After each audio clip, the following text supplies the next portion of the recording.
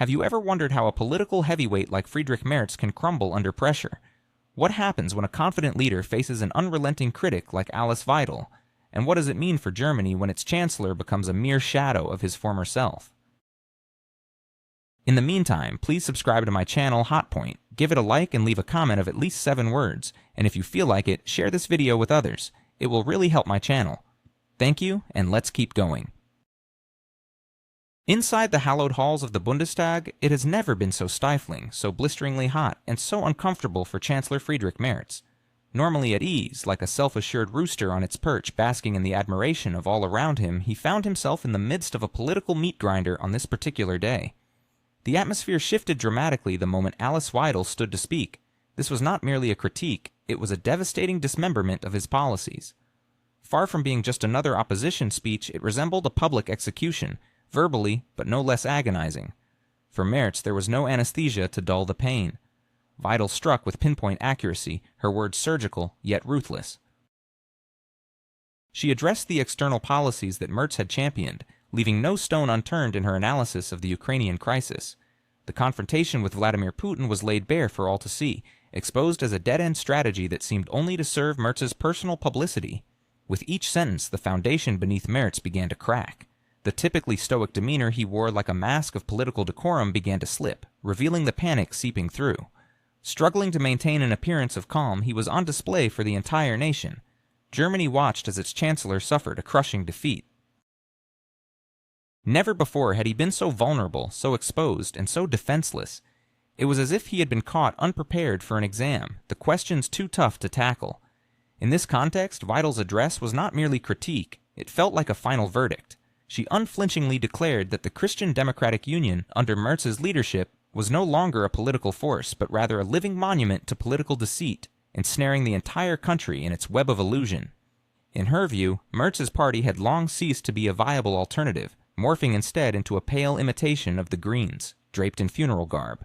All those grand pronouncements about a new direction and responsible leadership were nothing but empty rhetoric, given that it was the CDU under Angela Merkel that had planted the ticking time bomb that now detonated with gusto around her political successors.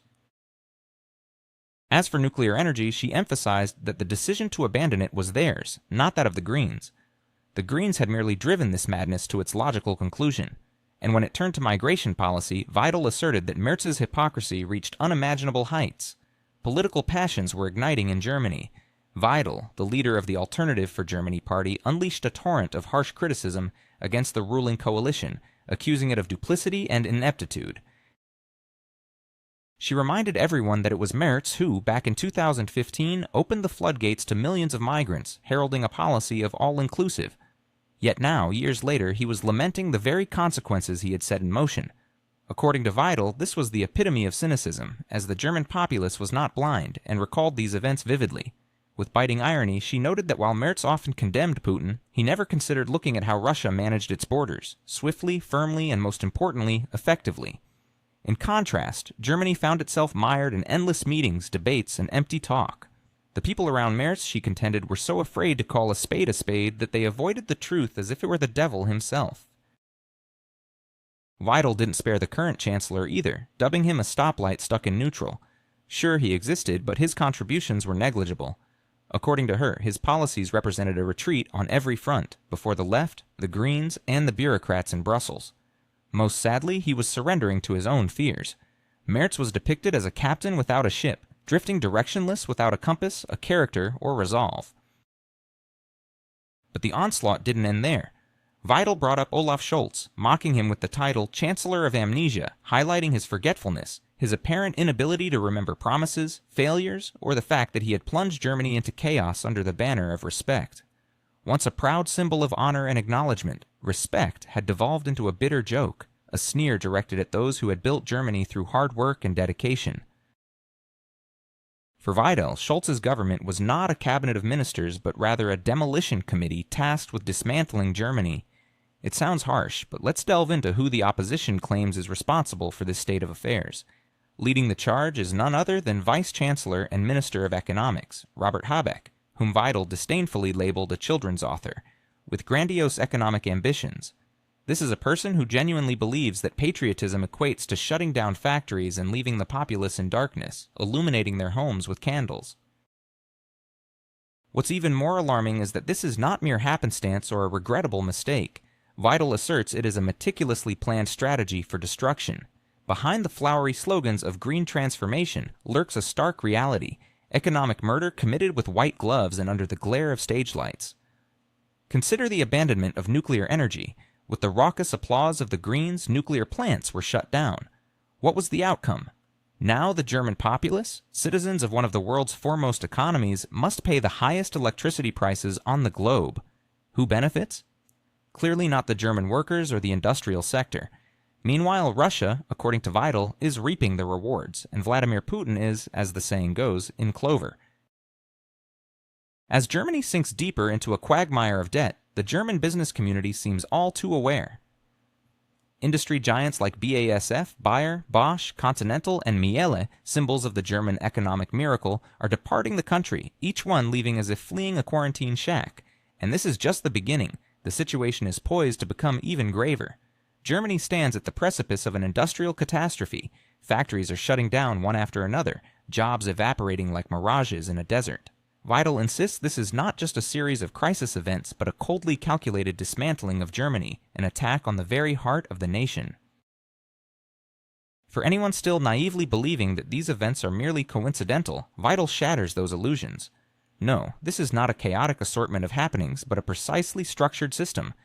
In her rhetoric, there is no room for diplomacy or political correctness, only fury, fortified by irrefutable facts. She argues that what is unfolding is not a chain of mistakes or a tragic confluence of events. It is the essence of the policies upheld by the ruling party and the entire political elite of Germany. The goal? To transform the nation into an agrarian province stripped of industry, a robust middle class, and citizens capable of resisting. Instead, they envision a dependent populace living off state handouts, devoid of political agency. Alice Weidel does not hold back as she criticizes the former Minister of Foreign Affairs, Annalena Baerbock, calling her the star of a diplomatic apocalypse. But this is only the beginning. Is Annalena Baerbock the new face of extravagance and detachment in Germany?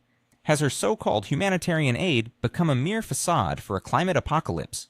As the German foreign minister embarks on what some call a vanity tour funded by taxpayers, the people back home face crumbling schools, deteriorating infrastructure, and pensioners forced to choose between food and heating. What does this mean for ordinary Germans who see their hard-earned money funneled into questionable projects like feminist diplomacy in Nigeria, refrigerators in Colombia, or gender-neutral restrooms in jungles? And then there's the issue of Ukraine, where critics argue that what's marketed as humanitarian support is actually complicity in devastation, with the burden falling squarely on the shoulders of German taxpayers. Prominent politician Alice Weidel raises these concerns with fervor, claiming Baerbock's actions amount to a betrayal of Germany's interests. She questions how Baerbock can look in the mirror, knowing each billion euros spent is linked to someone's death or a destroyed home. Weidel asserts that the foreign minister seems oblivious to the plight of the people, lost in a world of graphs, reports, and applause from those who bear no responsibility for the consequences of such decisions. In her view, Baerbock is not just a minister, but an agent of a transnational green sect, whose primary goal is to sell off Germany piece by piece for likes on social media and approval from overseas patrons. The cabinet, according to Weidel, operates not as a government, but as a caste, an emerging political aristocracy that demands citizens tighten their belts while they travel in luxury limousines and live lavishly. The gravest sin, she argues, is not simply corruption or an energy crisis, but an uncontrolled and chaotic wave of migration that threatens the very fabric of German society. She deems it a betrayal masquerading as humanitarianism, where millions of unknown, uncontrolled migrants are welcomed with open arms, promised jobs and housing without any obligation to assimilate or learn the language. Germany has become a colossal ATM, with an endless queue of individuals waiting to withdraw benefits. Weidel's indictment is blunt. What does the country receive in return? Zero jobs, zero integration, and zero accountability. Meanwhile, parallel societies proliferate, foreign laws seep into every corner of life, and street violence and fear have become everyday realities. Despite government promises of deportations, Weidel argues it's merely a farce. The system is designed to protect illegal immigrants, with taxpayer-funded attorneys and courts that overturn deportation orders. This all occurs within a legal framework that has been manipulated so that the foreign becomes prioritized while the local becomes marginal. Passports are being distributed en masse, transforming yesterday's illegals into tomorrow's voters. Weidel asserts this is not a coincidence or a systemic failure, but rather a calculated political maneuver aimed at demographically and culturally reshaping the country beyond recognition. If this is what is labeled as humanitarianism, she claims, it resembles a circus where clowns sit in the stands while serious conflicts simmer on the political stage of Germany. As Weidel continues her scathing critique, she highlights a profound discontent with the ruling elite, accusing them of fostering a new electoral base comprised of dependent citizens who rely on welfare to secure their power. This is not an act of kindness, she insists, but a meticulously planned project aimed at the transformation of Germany. The repercussions are already apparent. Women fear stepping outside, towns evolve into perilous zones where law enforcement hesitates to tread, and budgets for essential services dwindle rapidly. In this climate of silence, maintained by a compliant media machine that has become a mouthpiece for the authorities, Weidel expresses her outrage. Instead of addressing the pressing issues, the press vilifies those who dare to speak out. Farmers, workers, and drivers, the very backbone of German society. These genuine citizens, she laments, are labeled as right-wing radicals or Nazis simply for expressing their concerns. And the drama does not end there. A fierce scandal has erupted in the German parliament, with Alice Weidel launching a vehement attack on the political establishment, condemning it for irresponsible Russophobia and igniting the flames of war in Ukraine. She does not mince words, asserting that anyone who dissents from the prevailing narrative, who shows empathy for Putin or critiques migration policies, is swiftly branded a Nazi. Weidel urges the opposition to remember their familial roots, hinting that few can claim an entirely spotless lineage, yet politicians hand out labels with reckless abandon. Weidel's discourse intensifies as she tackles a particularly sensitive subject, Germany's relationship with Russia. She warns that if the country continues to provoke Russia and stoke the fires of the Ukrainian conflict, it should not be surprised if Russian tanks reappear in Berlin. Although her words are stark, she believes that only through such directness can the obsession with Russophobic ideology be confronted. She calls for an end to what she describes as a national suicide, urging a cessation of the hysteria surrounding Russia and a stop to the financing of the war in Ukraine using German taxpayer money and jeopardizing Germany's future. Yet, the situation grows more alarming as Weidel addresses the state of democracy in Germany. She argues that the right to protest, a tool that should empower the people, has been twisted into a mechanism for the government to suppress dissent. Tensions mount in the political arena, with rallies backing the ruling coalition increasingly echoing calls for violence against political opponents. This rhetoric, she asserts, is not merely the work of fringe elements. Rather, it stems from supporters of the ruling coalition who unabashedly applaud such threats. The atmosphere of hatred pours down from the highest levels of government, and it is becoming increasingly evident that a significant political storm is brewing in Germany. Is Germany on the brink of a catastrophic political divide, reminiscent of the tragic events in Ukraine? Why are influential politicians labeling their opponents as rats and flies? What will it take for Germany to reclaim its sovereignty and identity from what many see as bureaucratic chaos? These provocative questions set the stage for a fierce political confrontation currently unfolding in Germany, ignited by Alice Weidel, the leader of the Alternative for Germany party. In a dramatic address, Weidel unleashed a torrent of criticism against the ruling coalition, accusing them of exacerbating social tensions and fostering an environment ripe for conflict. She drew alarming parallels to the Ukrainian crisis, warning that the same dangerous divisions are emerging within Germany. The atmosphere of intolerance, she argued, is suffocating the spirit of tolerance that should define a democratic society. Weidel provocatively questioned whether those in power truly hate Germany, its spirit, its traditions, and its industrious people, as they appear intent on diluting the nation's identity in a faceless Brussels utopia.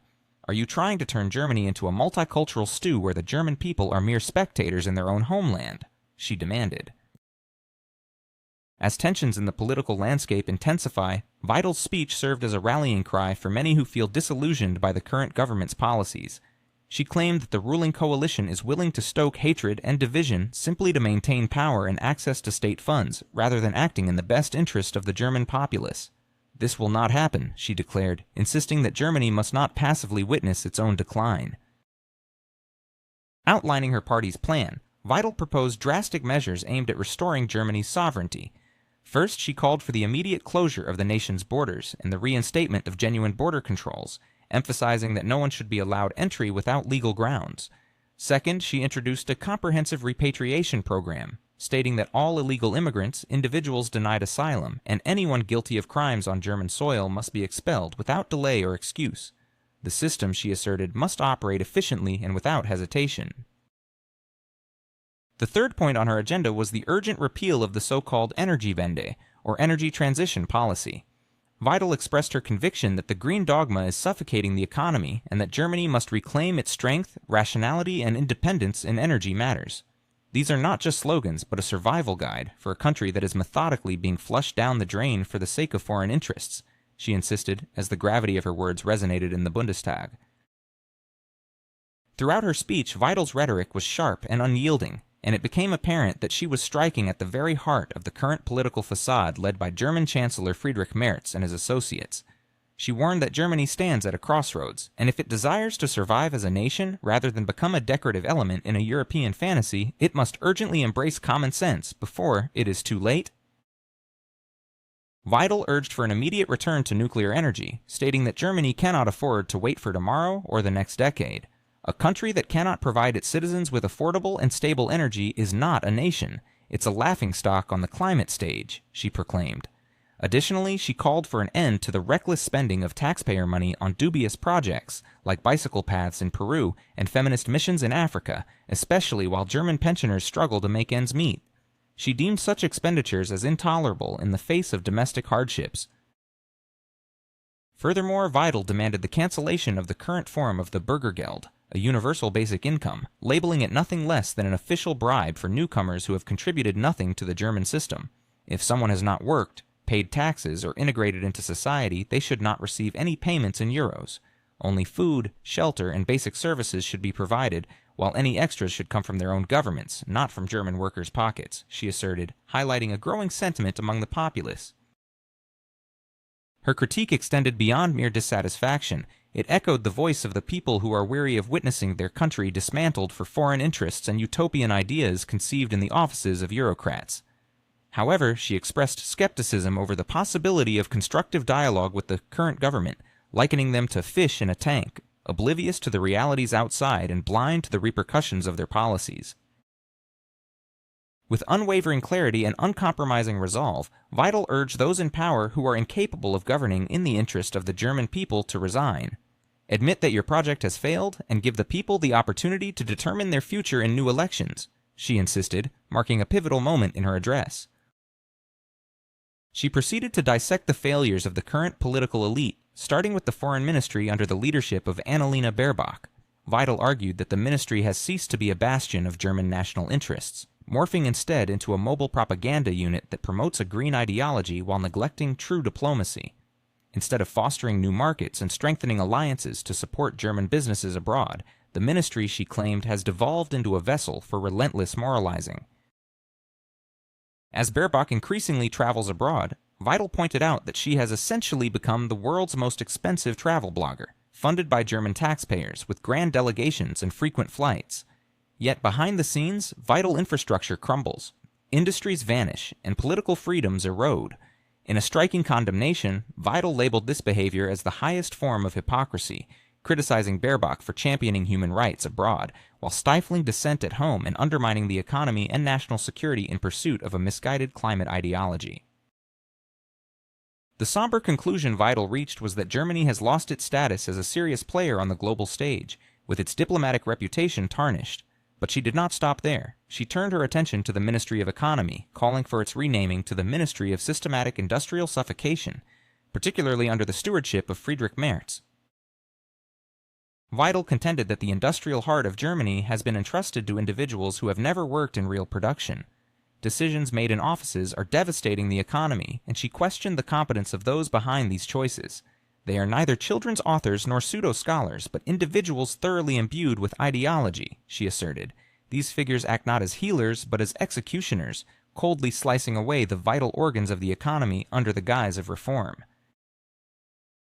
This segment of Weidel's speech served not only as an angry outburst, but also as a precise diagnosis. articulating the fears of countless citizens who sense their country sliding toward disaster, while those at the top remain blissfully unaware, patting each other's backs and endlessly promising a bright new world. As she concluded, the urgency of her message was unmistakable. Time is running out for Germany to reclaim its future. Is Germany on the brink of economic collapse, all because of Robert Habeck's reckless energy policies? How did Alice Weidel come to see the government's actions as a form of political suicide? And what does it mean for ordinary Germans struggling to make ends meet? These questions loom large as we delve into the unfolding drama of Germany's energy crisis, a tale marked by misguided ambitions and bitter consequences. In a recent speech, Alice Weidel, the leader of the Alternative for Germany party, expressed her dire concerns about the government's trajectory. She boldly stated that the government would not retreat voluntarily. Rather, it would be the people who would ultimately bring it down, by democratic means, but with an unavoidable intensity. Weidel highlighted that the government's arguments have dwindled to a futile mantra. Just hold on, it's merely a transformation. However, she firmly countered that this is no transformation at all. Instead, it represents an energy self-immolation occurring before the eyes of an entire continent. The decision to phase out nuclear energy in Europe has spiraled into what Weidel describes as an act of political suicide, driven not by rational thought, but by the dogmas of a green ideology entrenched within the halls of power. It was the actions of Habeck that led Germany into an unprecedented energy abyss, a blunder unlike anything the nation has faced in its storied history. This isn't merely a mistake, it's akin to jumping on a rake while running full speed ahead. The German industrial sector is now grappling with a severe loss of competitiveness. Companies are forced to pay electricity prices that are several times higher than those faced by their counterparts in the United States, China, and even France. What was once heralded as a transition to green energy has turned into the most expensive project for dismantling existing infrastructure. An astonishing €1 trillion has been squandered in pursuit of utopian ambitions. And who bears the brunt of this failure? Certainly not Habeck. The ordinary Germans are the ones footing the bill, receiving exorbitant electricity bills, losing jobs, and experiencing inflation that is corroding their economy like rust. Germany finds itself at the epicenter of an energy crisis, and the situation is only escalating further. Weidel did not hold back in her critique, likening the current path of the country to a suicidal plunge toward disaster. While global powers like the United States, India, China, France, and Japan actively invest in nuclear energy, Germany appears to be marching in the opposite direction. Where others are calculating costs and preparing for the future, German authorities seem to be recklessly squandering resources on dubious green initiatives. Perhaps the most alarming aspect, according to Weidel, is the conscious nature of these actions. Minister of Economy Robert Habeck, as she asserts, fully comprehended the dire consequences of his policies, business exits, job losses, rising energy costs, and yet he willingly chose to prioritize ideology over the welfare of millions of citizens. Now, as the country grapples with economic hardships, the very individual who has driven companies to the brink of bankruptcy is cynically urging them to exhibit patriotism. Stay in Germany, he implores, as if he had not just pushed them out of the country. What we are witnessing transcends mere political misjudgment. It is a blatant mockery, a slap in the face to every engineer, every worker, and every entrepreneur who is desperately fighting for survival rather than profit. In political circles, a serious scandal is brewing. Alice Weidel unleashed a fierce barrage of criticism against the incumbent government and specifically targeted Friedrich Merz, the leader of the Christian Democratic Union. Her harsh words were provoked by what she termed the green politicization of the nation. In her judgment, the catastrophe unfolding was not solely the fault of the Greens, but also of Merz himself, as he facilitated the way, promising to halt the madness, only to end up as a guarantor of continuing Olaf Scholz's agenda along with his Green subordinates. He vowed to be an alternative, yet he has emerged as a mere understudy in someone else's dramatic production. He should have resisted, yet he turned out to be an architect of destruction for his country. This situation paints Merz not as the opposition, but as a witness against himself. In summation, Weidel pointed out the grim reality. The German populace was betrayed, not by enemies, but by those who pretended to be its protectors. The consequences of these misguided policies are far-reaching and devastating, and the urgent need for accountability has never been clearer.